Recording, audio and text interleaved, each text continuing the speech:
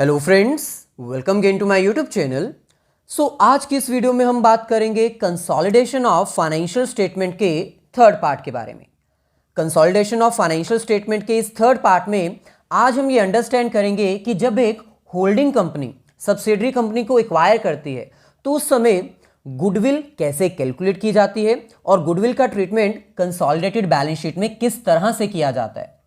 Similarly आज हम ये भी अंडरस्टैंड करेंगे कि जब एक होल्डिंग कंपनी सब्सिडरी कंपनी को एक्वायर करती है तो उस समय कैपिटल रिजर्व्स की अमाउंट कैसे कैलकुलेट की जाती है और कैपिटल रिजर्व्स की अमाउंट को कंसोलिडेटेड बैलेंस शीट में किस तरह रिकॉर्ड किया जाता है, ट्रीट किया जाता है। So with the help of numerical example, goodwill, cost of control and capital reserves का ट्रीटमेंट कैसे किया जाता है ये आज हम अंडरस्टैंड करेंगे। चलिए सबसे पहले हम बात करते हैं कॉस्ट ऑफ कंट्रोल, गुडविल और कैपिटल रिजर्व्स के बारे में। आखिरकार ये होते क्या हैं। मान लीजिए ये हमारे पास टू डिफरेंट कंपनीज हैं, company A and company B. मान लीजिए कंपनी बी के पास टोटल शेयर वैल्यू है 50,000, यानी company B overall capital reserves कितने की है, 50,000 वाली।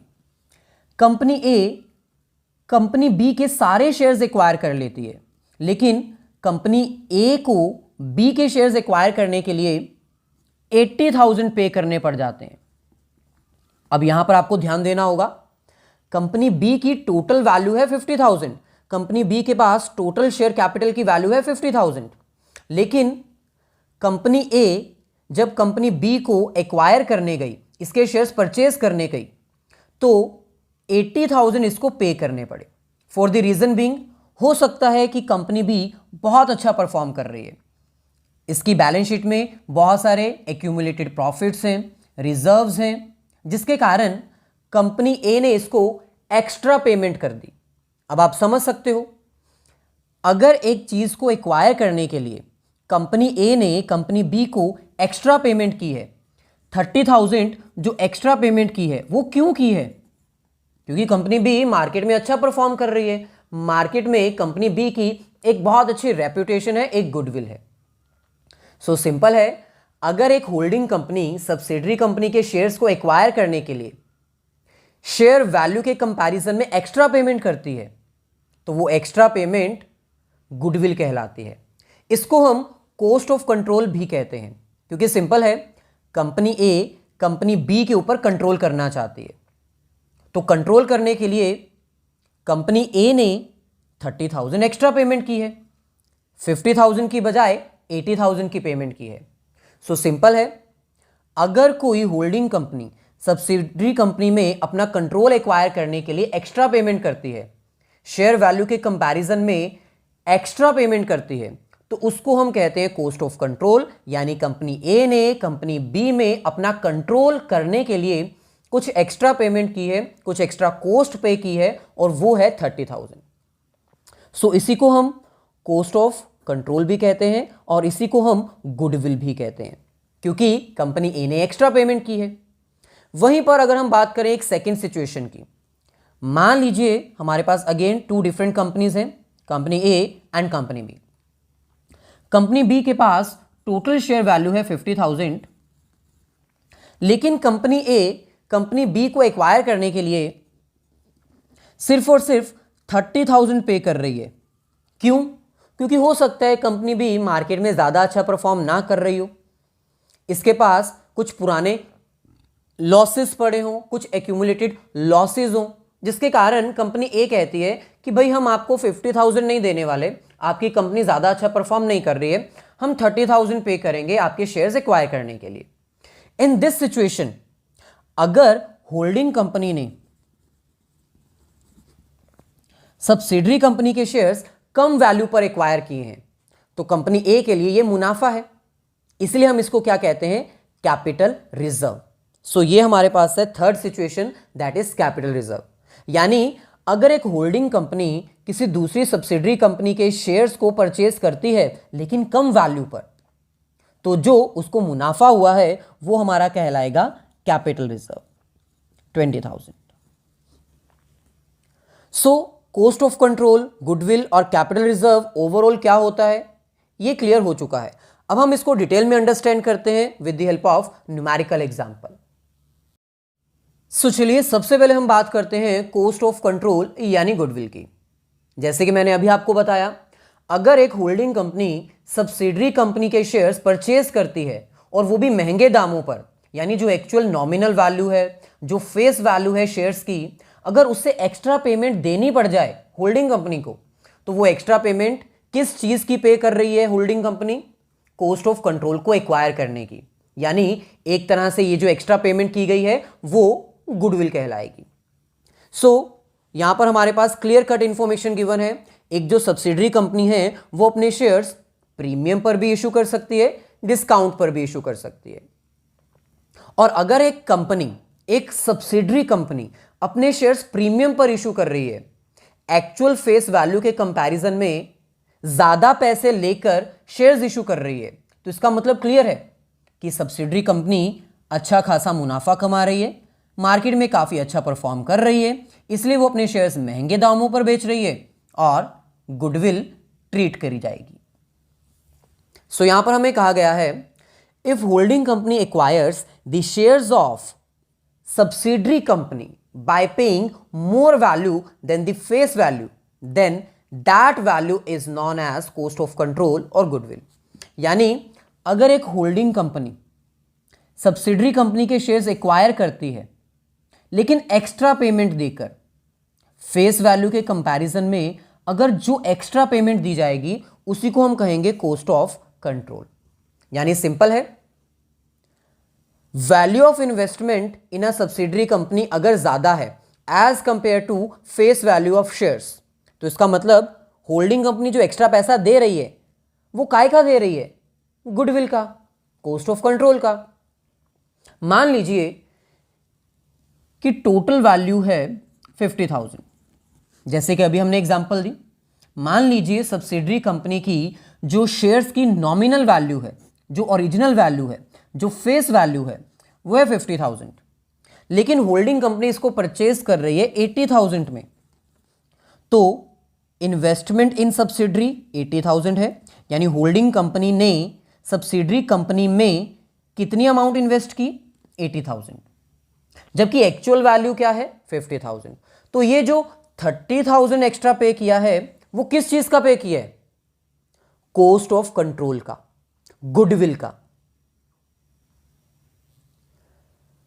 सो इसका मतलब जो भी एक्स्ट्रा पेमेंट की जाएगी as compare to nominal value वो गुडविल कहलाएगी, कॉस्ट ऑफ कंट्रोल कहलाएगी। और आपको पता है गुडविल एक एसेट होती है, तो इसका मतलब कंसोलिडेटेड बैलेंस शीट में हम इसको एसेट साइड ही रिकॉर्ड करेंगे। सिमिलरली सेकंड सिचुएशन हमारे पास आती है एट डिस्काउंट। अब एक सब्सिडरी कंपनी अपने शेयर्स डिस्काउंट पर कब इशू करती है? जब मार्केट में उसके शेयर्स नहीं बिकते, उसकी कंपनी ज्यादा अच्छा परफॉर्म नहीं कर रही, इसलिए एक सब्सिडरी कंपनी अपने शेयर्स को डिस्काउंट पर भी इशू कर सकती है।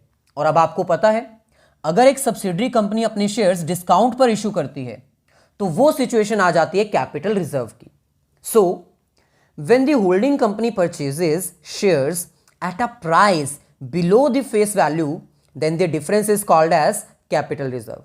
यानी जब एक होल्डिंग कंपनी सब्सिडरी कंपनी के शेयर्स परचेज करती तो है, लेकिन ओरिजिनल वैल्यू के कंपैरिजन में कम पैसा देकर, फेस वैल्यू के कंपैरिजन में कम पैसा देकर जब शेयर्स एक्वायर किए जाते हैं तो ऑब्वियसली होल्डिंग कंपनी को मुनाफा होता है और उस मुनाफे को हम कैपिटल रिजर्व कहते हैं। For example, if value of investment in subsidiary is less as compare to the face value of holding companies share, then that situation is called as capital reserve. यानी मान लीजिए कि सब्सिडरी कंपनी के original shares की value है 50,000 हमारी example के according, लेकिन होल्डिंग कंपनी इसको एक्वायर करती है 30,000 में। सो इसका मतलब जो होल्डिंग कंपनी ने पैसा इन्वेस्ट किया है वो कम है as compare to the original share value. So कम पैसे में ज्यादा शेयर्स का आनंद होल्डिंग कंपनी को मिल रहा है, तो ये जो उसको मुनाफा हो रहा है उसको हम कहेंगे कैपिटल रिजर्व। अब जैसे कि आपको पता है कैपिटल रिजर्व एक तरह से मुनाफा है, प्रॉफिट है और प्रॉफिट को हम बैलेंस शीट में लायबिलिटी साइड ही रिकॉर्ड करते हैं। सो कंसोलिडेटेड बैलेंस शीट में ये जो 20,000 का कैपिटल रिजर्व है ये लायबिलिटी साइड ही रिकॉर्ड किया जाएगा। सो ये हमारे पास एक छोटी सी एग्जांपल गिवन है जिसकी हेल्प से हम आइडेंटिफाई कर सकते हैं कि कब गुडविल रिकॉर्ड की जाएगी और कब कैपिटल रिजर्व रिकॉर्ड किया जाएगा। ये हमारे पास है होल्डिंग कंपनी। मान लीजिए होल्डिंग कंपनी ने फर्स्ट सब्सिडरी कंपनी को एक्वायर किया और किस तरह से एक्वायर किया? Acquired 5,000 shares of ₹10 each but at the rate of 20 each. 5,000 के शेयर्स की ओरिजिनल वैल्यू है 10 रुपीज और 10 रुपीज एक्स्ट्रा पे करने पड़े होल्डिंग कंपनी को क्योंकि ये जो सब्सिडरी 1 है ना ये प्रॉफिट में चल रही थी। तो इसका मतलब 10 रुपए वाले शेयर को एक्वायर किया होल्डिंग कंपनी ने 20 रुपए देकर। सो ऑब्वियसली एक्स्ट्रा पेमेंट की जा रही है तो यहां पर क्या आएगा? गुडविल। यहां पर ट्रीट क्या किया जाएगा? गुडविल। क्योंकि 50,000 की वैल्यू ओरिजिनली शेयर्स की थी, 50,000 एक्स्ट्रा पे करने पड़े, टोटल ये आ गया 1 लाख। तो 50,000 तो ओरिजिनल वैल्यू और 50,000 जो है वो गुडविल पे किया है। सिमिलरली मान लीजिए हमारे पास एक सब्सिडरी कंपनी 2 भी है। सब्सिडरी कंपनी 2 के 5,000 शेयर्स एक्वायर किए गए।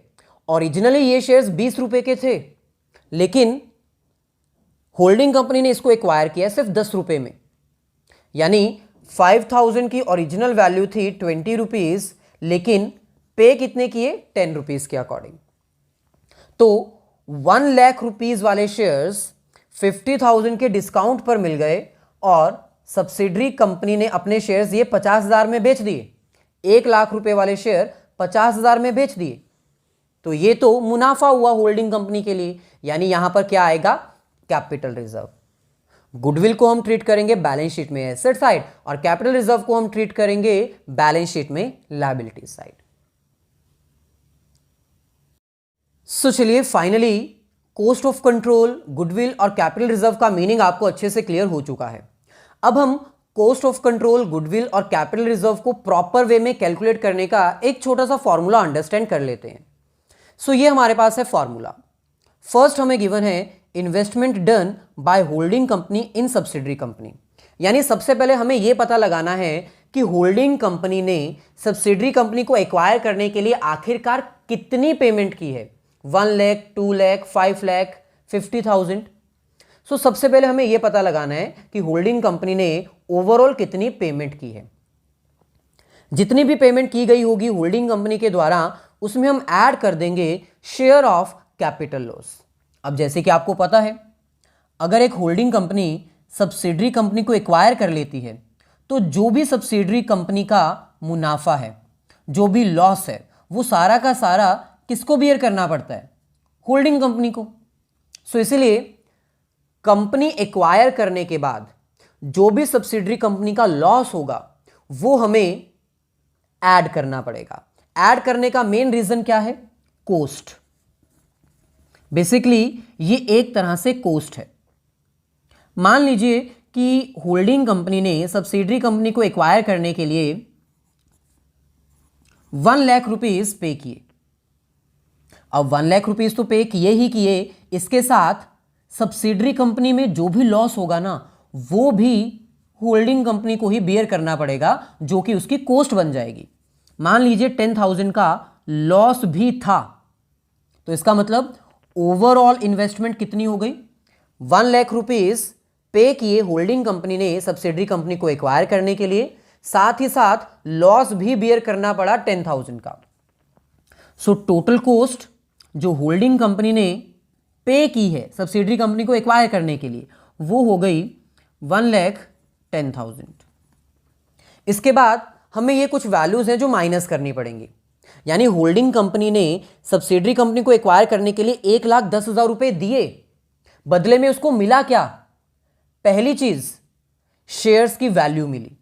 मान लीजिए शेयर्स की वैल्यू है 60,000। सो 1,10,000 रुपीज होल्डिंग कंपनी ने पे किए, बदले में उसको 60,000 की शेयर्स वैल्यू मिल गई।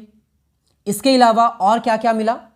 अगर कोई सब्सिडरी कंपनी में रिजर्व पड़ा होगा, कोई एक्यूमुलेटेड प्रॉफिट्स पड़े होंगे, तो वो भी तो अब होल्डिंग कंपनी के ही कहलाएंगे। मान लो 5,000 के रिजर्व्स पड़े हुए थे। ऐसे ही अगर कोई बोनस शेयर्स इशू किए जाएंगे, होल्डिंग कंपनी को भी तो मिलेंगे ना वो, तो बदले में ये जो 1,10,000 रुपए होल्डिंग कंपनी ने दिए, बदले में उसको और क्या मिल सकता है? Bonus shares. मान लीजिए ये हमारे पास है 5,000। और फाइनली शेयर ऑफ डिविडेंड भी मिलेगा। अगर सब्सिडरी कंपनी ने कोई डिविडेंड इशू किया होगा, प्रपोज डिविडेंड या फिर इशूड, तो वो भी तो मिलेगा ना, तो 10,000 वो भी आ जाएगा। अब यहां पर पॉइंट क्लियर है, 1,10,000 रुपए इन्वेस्टमेंट है, यहां पर हम मेंशन कर देते हैं इन्वेस्टमेंट। 1,10,000 रुपीज की इन्वेस्टमेंट की गई है, बदले में मिला क्या? 60 + 10 एंड +10, 80,000 का वैल्यू मिला। सो यहां पर आप देख सकते हो, जो इन्वेस्टमेंट की गई है होल्डिंग कंपनी के द्वारा वो ज्यादा है as compare to the value of subsidiary company. यानी 1,10,000 रुपए दिए होल्डिंग कंपनी ने, बदले में मिला क्या? 80,000 की वैल्यू मिली। तो यहां पर होल्डिंग कंपनी ने एक्स्ट्रा पैसा पे किया है 30,000। तो ये 30,000 जो एक्स्ट्रा पे किया है वो क्या कहलाएगा? कैपिटल रिजर्व या goodwill? Obviously goodwill. Cost of control. 80,000 की वैल्यू को एक्वायर करने के लिए 1,10,000 रुपए देने पड़े, तो पॉइंट क्लियर है ना, ये 30,000 जो एक्स्ट्रा पे किया है वो गुडविल है। सो ये कुछ कैलकुलेटिंग पॉइंट्स हैं जो आपको ध्यान रखने होंगे। इन्वेस्टमेंट की गई थी 1 लाख, 10,000 का लॉस बियर करना पड़ा, तो टोटल इन्वेस्टमेंट हो गई 1,10,000। बदले में मिला क्या क्या? शेयर की value, reserves, accumulated profits, bonus shares और डिविडेंड। तो ये पॉइंट एक तरफ और ये दोनों पॉइंट्स एक तरफ। इन दोनों को कंपेयर करने पर हमें पता चलेगा कि आखिरकार ये कॉस्ट ऑफ कंट्रोल है यानी गुडविल है या फिर कैपिटल रिजर्व है। इनको अंडरस्टैंड करने के लिए हमारे पास कुछ प्रैक्टिकल एग्जांपल्स हैं। प्रैक्टिकल एग्जांपल्स की हेल्प से हम ये अंडरस्टैंड करते हैं कि आखिरकार गुडविल और कैपिटल रिजर्व्स को कैसे कैलकुलेट किया जाता है। क्वेश्चन स्टार्ट करने से पहले आपसे रिक्वेस्ट है भाई, वीडियो अगर अच्छी लगी है तो इसको लाइक और अपने सभी फ्रेंड्स के साथ शेयर जरूर कर दीजिएगा। सो ये हमारे पास first example for the cost of control, यानी हमें यहां पर गुडविल कैलकुलेट करने के बारे में सिखाया जाएगा। क्वेश्चन में हमें कह रहे हैं from the following balance sheet of H limited and its subsidiary S limited as on 31 December 2017 prepare consolidated balance sheet. So ये हमें एस लिमिटेड और एच लिमिटेड दोनों की बैलेंस शीट्स की इंफॉर्मेशन हमें गिवन है। ये हमारे पास एच लिमिटेड है और ये एस लिमिटेड है। सबसे पहले तो हमें यहां पर गुडविल या फिर कैपिटल रिजर्व दोनों में से कौन सी इंफॉर्मेशन गिवन है ये फाइंड आउट करना पड़ेगा। सो क्वेश्चन में आप देख सकते हो हमें लायबिलिटीज और एसेट साइड्स दोनों इंफॉर्मेशन गिवन है। फर्स्ट हमें कह रहे हैं equities and liabilities, share capital, share of ₹50 each. यहां पर हमें कंप्लीट इंफॉर्मेशन गिवन है कि शेयर्स की वैल्यू 50 रुपीज है। सो एच लिमिटेड ने मार्केट में 5 लाख शेयर्स इशू किए हैं, वहीं पर एस लिमिटेड ने 2 लाख शेयर्स वैल्यू इशू की है। अब ये 2 लाख शेयर्स किसको इशू किए हैं?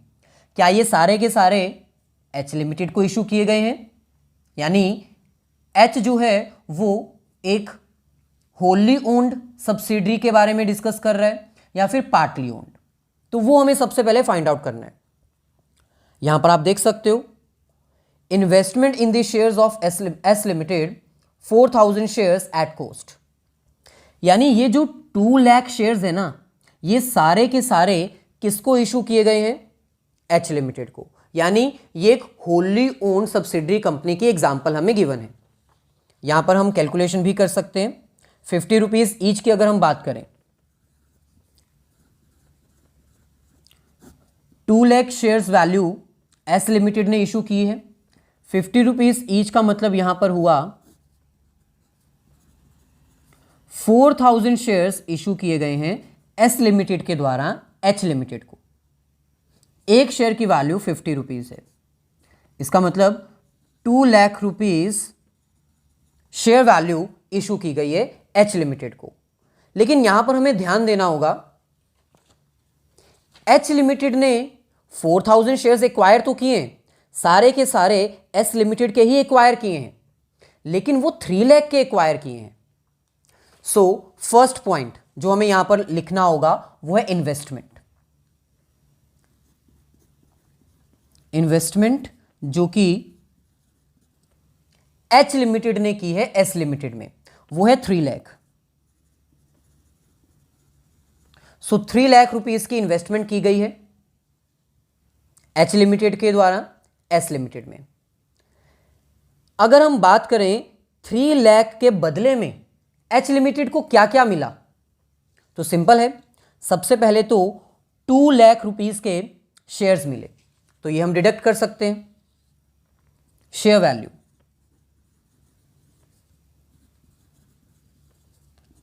एच लिमिटेड ने 3 लाख रुपीस दिए, बदले में क्या मिला, 2 लाख रुपीस के शेयर्स मिल गए।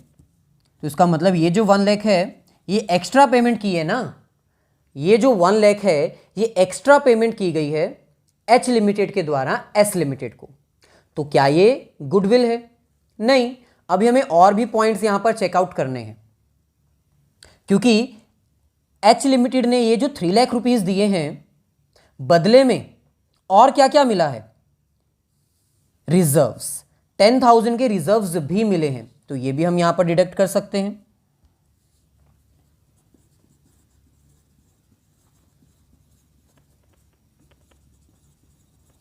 ये हमारे पास बच गया 90,000। ऐसे ही क्या और कोई वैल्यू यहां पर हमें गिवन है? Yes, profit and losses 30,000। So H limited ने ये जो 3 लाख दिए हैं उसके बदले में 2 लाख शेयर वैल्यू मिली है, 10,000 के रिजर्व्स मिले हैं और 30,000 का प्रॉफिट भी मिला है, तो वो भी हम डिडक्ट कर देंगे। तो बच गया 60,000। इसका मतलब ये जो 60,000 है ये हमारा कहलाएगा cost of control. 3 lakh rupees दिए, बदले में 2 लाख की शेयर वैल्यू मिली, 10,000 के रिजर्व्स मिल गए और 30,000 का प्रॉफिट मिल गया होल्डिंग कंपनी को। मतलब एक्स्ट्रा पेमेंट कितनी की गई? 60,000। सो एच लिमिटेड ने एस लिमिटेड को एक्स्ट्रा पेमेंट 60,000 की है और ये कहलाएगी गुडविल। और इसको हम कहां ट्रीट करेंगे? कंसोलिडेटेड बैलेंस शीट में एसेट साइड। सो चलिए जल्दी से इस क्वेश्चन को सॉल्व करते हैं। सबसे पहले हमें यहां पर लिखना होगा consolidated balance sheet of H and S limited as on 31 दिसंबर 2017।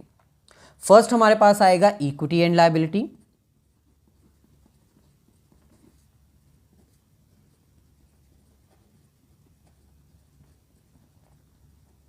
इक्विटी एंड लायबिलिटीज में सबसे पहली चीज हमारे पास आएगी share capital. So share capital जैसे कि आपको पता है 5 लाख हमें राइट डाउन करने हैं, 2 लाख नहीं लिखना है क्योंकि 2 लाख जो है वो एक म्यूचुअल ट्रांजैक्शन है। प्रीवियस एग्जांपल्स में, प्रीवियस वीडियोस में हम बता चुके हैं कि इन्वेस्टमेंट्स को हमें कैंसल आउट करना होता है। सो यहां पर हम डायरेक्टली 5 लाख अमाउंट लिख सकते हैं जो कि ओरिजिनल अमाउंट है, जो कि ओरिजिनल शेयर वैल्यू है एच लिमिटेड की। ऐसे ही नेक्स्ट हमारे पास है रिजर्व्स, प्रॉफिट एंड लॉसेस। अगर हम बात करें रिजर्व्स की तो ये शेयर कैपिटल का ही हिस्सा माना जाता है। यहां पर कोई रिजर्व्स नहीं दे रखे, यहां पर 10,000 दे रखा है, लेकिन इस 10,000 को भी हमें निग्लेक्ट करना है। रीजन बीइंग क्योंकि ये 10,000 हम ऑलरेडी यहां पर एडजस्ट कर चुके हैं। सो इसका मतलब कोई भी रिजर्व यहां पर हमें नहीं गिवन, रिजर्व की वैल्यू हमें रिकॉर्ड नहीं करनी है। क्यों नहीं रिकॉर्ड करनी है? क्योंकि एच लिमिटेड का अपना तो खुद का कोई रिजर्व है ही नहीं। एस लिमिटेड का रिजर्व है जो कि ऑलरेडी हम यहां पर सेटल कर चुके हैं। सिमिलरली अगर हम बात करें प्रॉफिट एंड लॉसेस की, तो एच लिमिटेड का अपना जो प्रॉफिट एंड लॉस है वो है 50,000 और एस लिमिटेड का है 30,000। ये हमें नहीं इंक्लूड करना है क्योंकि ये 30,000 का जो प्रॉफिट है वो हम ऑलरेडी यहां पर एडजस्ट कर चुके हैं। सो शेयर कैपिटल में या शेयर होल्डर्स फंड में हमें सिर्फ और सिर्फ एक चीज मेंशन करनी है, वो है प्रॉफिट एंड लॉस। सो यहां पर हम लिख देंगे रिजर्व्स एंड सरप्लस 50,000। ऐसे ही अगर हम बात करें अदर लायबिलिटीज की, तो अदर लायबिलिटीज में हमें क्रेडिटर्स दे रखे हैं 1 लाख एंड 2 लाख। इन दोनों को हम कंसोलिडेट कर देंगे, एच लिमिटेड और एस लिमिटेड, होल्डिंग और सब्सिडरी दोनों की अमाउंट। सो यहां पर हम लिख सकते हैं करंट लायबिलिटीज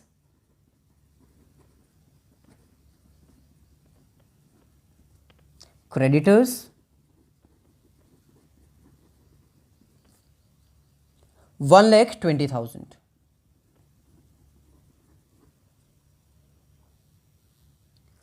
सो ये लायबिलिटी साइड हमारी कंसोलिडेट हो चुकी है, इसका हम कर देते हैं टोटल, दैट इज 6,70,000। सिमिलरली अब हमें एसेट साइड को भी कंसोलिडेट करना है। जैसे कि आपको पता है कि एसेट साइड में ये जो अमाउंट है ये म्यूचुअल इन्वेस्टमेंट है, तो इन्वेस्टमेंट कैंसिल आउट हो चुकी है, हमें अब इसको रिकॉर्ड नहीं करना है। सन्ड्री एसेट्स 3,50,000 एंड 2,60,000, इसको हम कंसोलिडेट कर सकते हैं। सो यहां पर हम लिखेंगे एसेट्स, सबसे पहले आएगा नॉन करंट एसेट्स,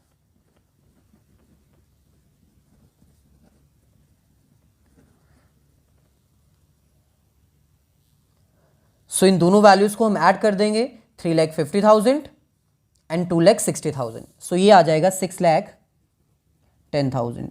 अगर हम चाहें तो यहां पर डिटेल्स मेंशन कर सकते हैं, 3,50,000 एंड 2,60,000। अब ऐसे ही अगर हम बात करें अपनी इस कैलकुलेशन की, तो ये गुडविल हमने कैलकुलेट इसीलिए की थी ताकि हम इसको एसेट साइड रिकॉर्ड कर सकें।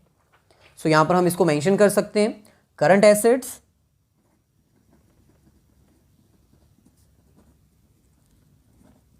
यहां पर हम लिखेंगे गुडविल, दैट इज 60,000।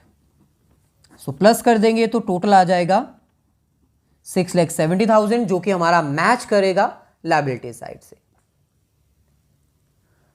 सो जैसे हमने गुडविल की कैलकुलेशन की, ऐसे अब हमें कैपिटल रिजर्व के रिगार्डिंग भी एक प्रैक्टिकल क्वेश्चन सॉल्व करना है।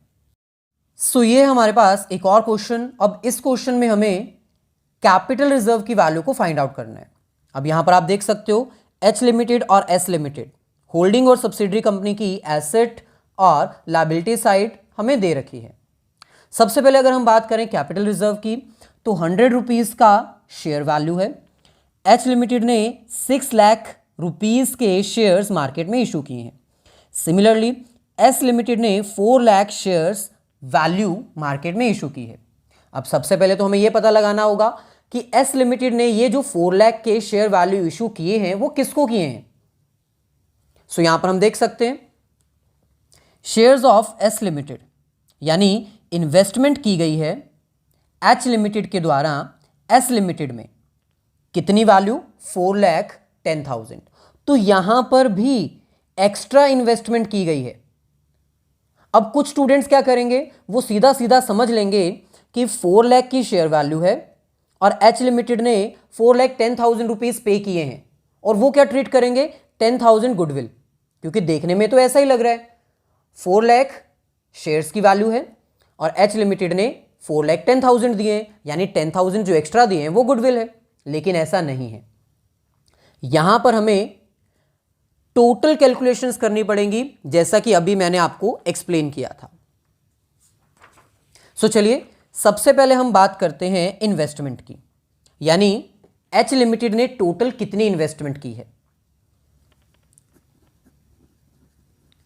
Investment by H limited. So total investment की गई है 4,10,000।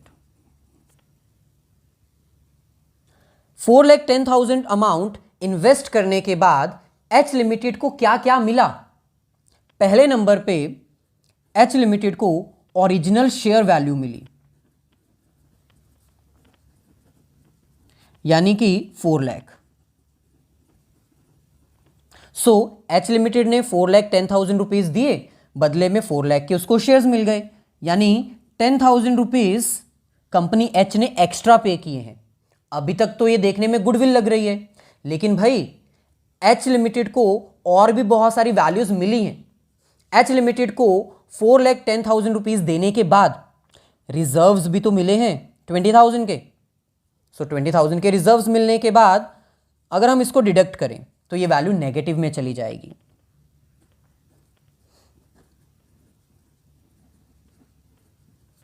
$20,000, तो ये हमारे पास आ जाएगा -10,000। यानी अब कंपनी एच मुनाफे में चल रही है, क्योंकि कंपनी एच ने 4,10,000 रुपए दिए, बदले में उसको 4 लाख के शेयर्स और 20,000 का प्रॉफिट भी मिल गया, तो 10,000 का मुनाफा हो गया उसको। सिमिलरली यहां पर हमारे पास प्रॉफिट एंड लॉसेस भी दे रखे हैं। कंपनी एच को 15,000 वाला मुनाफा भी मिल गया, प्रॉफिट भी मिल गया, तो ये भी हमें एडजस्ट करना होगा। माइनस करेंगे, प्रॉफिट एंड लॉस 15,000। अब माइनस माइनस प्लस हो जाएगा, तो फाइनल आंसर आ जाएगा 25,000। सो अब आप यहां पर देख सकते हो कि कंपनी एच ने 4,10,000 रुपीज इन्वेस्ट किए, बदले में उसको क्या क्या मिला? 4 लाख रुपीज की शेयर वैल्यू प्लस 20,000 का रिजर्व प्लस 15,000 का प्रॉफिट एंड लॉस, यानी 4,10,000 रुपीज देने के बाद उसको मिला 4,35,000 का ओरिजिनल वैल्यू। इसका मतलब ये जो 25,000 का गैप है, यहां पर ये जो 25,000 का गैप है जो एक्स्ट्रा बच गया, वो कैपिटल रिजर्व कहलाएगा। 4,35,000 रुपए वाली चीज 4,10,000 रुपए में मिल गई, तो 25,000 का हो गया मुनाफा, कैपिटल रिजर्व। और इस कैपिटल रिजर्व को हम जब कंसोलिडेटेड बैलेंस शीट में ट्रीट करेंगे तो ये कहां रिकॉर्ड किया जाएगा? कंसोलिडेटेड बैलेंस शीट में लायबिलिटी साइड। सो ये हमारे पास फॉर्मेट गिवन है, consolidated balance sheet of H and S limited as on 31 दिसंबर 2017। सबसे पहले हमें यहां पर इक्विटी एंड लायबिलिटी रिकॉर्ड करनी है।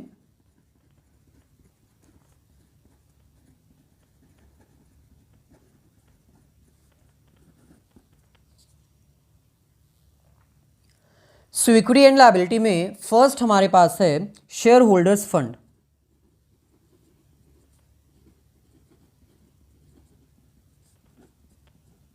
और शेयर होल्डर्स फंड में फर्स्ट वैल्यू हमारे पास आएगी शेयर कैपिटल।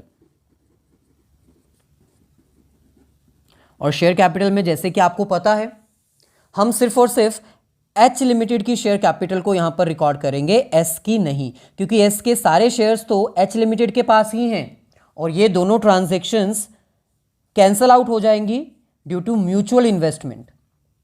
सो 6 लाख हम डायरेक्टली यहां पर रिकॉर्ड कर सकते हैं।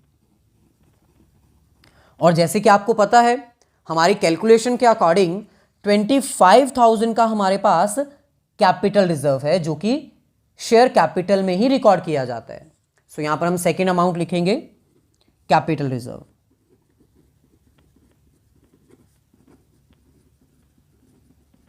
That is 25,000। ऐसे ही अगर हम बात करें रिजर्व्स, प्रॉफिट एंड लॉसेस की, तो आपको पता है रिजर्व्स एच लिमिटेड के 40,000 है, एस लिमिटेड के 20,000 है। एच लिमिटेड के रिजर्व्स को हम रिकॉर्ड करेंगे, लेकिन एस लिमिटेड के रिजर्व्स को हम रिकॉर्ड नहीं करेंगे। रीजन बीइंग, हम इसको ऑलरेडी यहां पर एडजस्ट कर चुके हैं। सो यहां पर हम रिजर्व्स रिकॉर्ड कर सकते हैं, लेकिन सिर्फ और सिर्फ एच लिमिटेड के, दैट इज 40,000। सिमिलरली अगर हम बात करें प्रॉफिट एंड लॉसेस की, एच लिमिटेड के प्रॉफिट एंड लॉसेस को हम कंसोलिडेट कर सकते हैं, रिकॉर्ड कर सकते हैं, लेकिन एस लिमिटेड के नहीं, क्योंकि हम इसको ऑलरेडी एडजस्ट कर चुके हैं for the calculation of capital reserve. So ये हमारे पास आ जाएगा 70,000।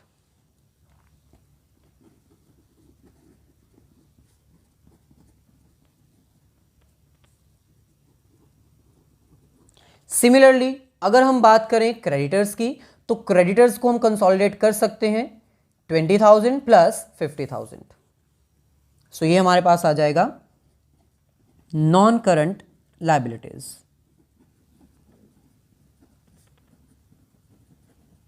जो कि 0 है। नेक्स्ट करंट लायबिलिटीज, जिसमें हमारे पास क्रेडिटर्स गिवन है 2 lakh for H limited and 50,000 for S limited. So ये आ जाएगा 2,50,000। सारी वैल्यूज रिकॉर्ड करने के बाद अब हम इसका टोटल कर सकते हैं। सो ये हमारे पास आएगा 9,85,000। सिमिलरली अब हमें यहां पर एसेट्स भी रिकॉर्ड कर लेनी है। सो सेकंड हमारे पास आएंगी एसेट्स। एसेट्स में अगर हम बात करें तो हमारे पास 5 लाख एच लिमिटेड की सन्ड्री एसेट्स हैं और 4,85,000 एस लिमिटेड की। इसको हमें रिकॉर्ड नहीं करना है क्योंकि ये कैंसिल आउट हो चुकी है। ये क्वेश्चन कैपिटल रिजर्व का था, कैपिटल रिजर्व हम ऑलरेडी यहां पर रिकॉर्ड कर चुके हैं।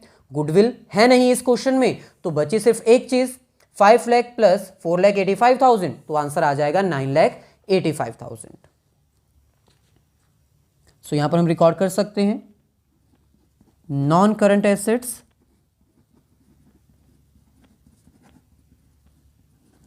यहां पर हमारा ये क्वेश्चन भी हो जाता है कंप्लीट। वीडियो अगर अच्छी लगी हो तो अपने सभी फ्रेंड्स के साथ शेयर जरूर कर दीजिएगा। प्रीवियस कोई वीडियो अगर आपने नहीं देखी है तो वो आप देख सकते हो, लिंक डिस्क्रिप्शन में गिवन है। सो ये आ जाएगा 9,85,000, जो कि एसेट और लायबिलिटी साइड से मैच हो चुका है। सो एट लास्ट अगर हम बात करें गुडविल की और कैपिटल रिजर्व की, दोनों को कैलकुलेट करना बहुत ही ईजी है। अगर एक होल्डिंग कंपनी एक्स्ट्रा पैसे देकर सब्सिडरी कंपनी को एक्वायर कर रही है तो वो क्लियर केस ऑफ गुडविल है, और गुडविल को हम कंसोलिडेटेड बैलेंस शीट में एसेट साइड रिकॉर्ड करते हैं। वहीं पर दूसरी तरफ अगर एक होल्डिंग कंपनी सब्सिडरी कंपनी को एक्वायर कर रही है लेकिन ओरिजिनल शेयर वैल्यूज के कंपैरिजन में कम पैसा देकर सस्ते में खरीद रही है, तो वो क्लियर केस है कैपिटल रिजर्व का, और कैपिटल रिजर्व को हम कंसोलिडेटेड बैलेंस शीट में लायबिलिटी साइड रिकॉर्ड करते हैं। सो ये था हमारा आज का लेक्चर, जिसमें हमने आपको एग्जाम्पल की हेल्प से बता दिया गुडविल का ट्रीटमेंट और कैपिटल रिजर्व का treatment while preparing consolidated balance sheet. Video अपने सभी फ्रेंड्स के साथ शेयर जरूर करिएगा। चैनल को सब्सक्राइब नहीं किया तो सब्सक्राइब कर लीजिए, ताकि फ्यूचर में अगर हम कोई भी वीडियो अपलोड करें तो उसका लिंक नोटिफिकेशन तुरंत आपको मिल जाए।